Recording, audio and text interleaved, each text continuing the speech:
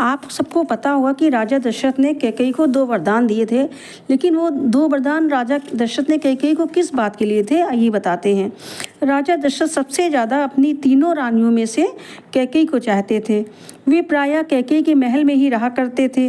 वो हमेशा कहीं भी जाते कैकेयी को साथ ले जाते और अपने राजकाज से संबंधित कार्यों में भी उससे सलाह मशविरा लेते थे। एक बार देवताओं और असुरों में बहुत भयंकर युद्ध हुआ। इंद्र भगवान की मदद करने के लिए राजा दशरथ अपनी रानी कैकेयी के साथ देवलोक की ओर चल पड़े। उधर असुर थे कि अपनी मायावी शक्ति द्वारा देवताओं का नुकसान किए जा रहे थे।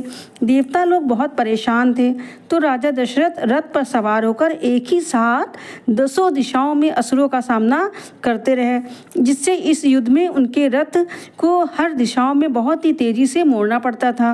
ऐसा करने से अचानक युद्ध के दौरान रथ का एक पहिया ढीला हो गया और उसका पेच निकल गया और पहिया टूटने ही वाला था कि कैकेयी ने बहुत ही चतुरता से पेच की खोखली जगह में अपना अंगूठा डाल दिया और रथ का पहिया टूटने से बच गया और रथ स्थिर खड़ा रहा।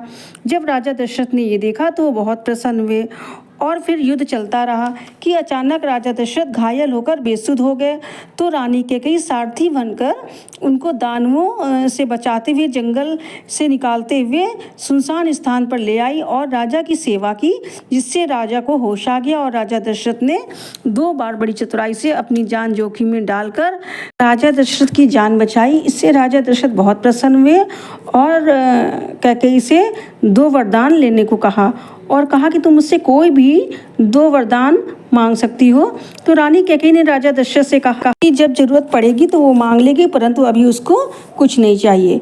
ये वही 2 वरदान थे जो रानी कैकेयी ने राजा दशरथ से मांगे जब रामचंद्र जी का राज तिलक होने जा रहा था कि राम जी को 14 वर्ष का वनवास और उसके पुत्र भरत को राजगद्दी।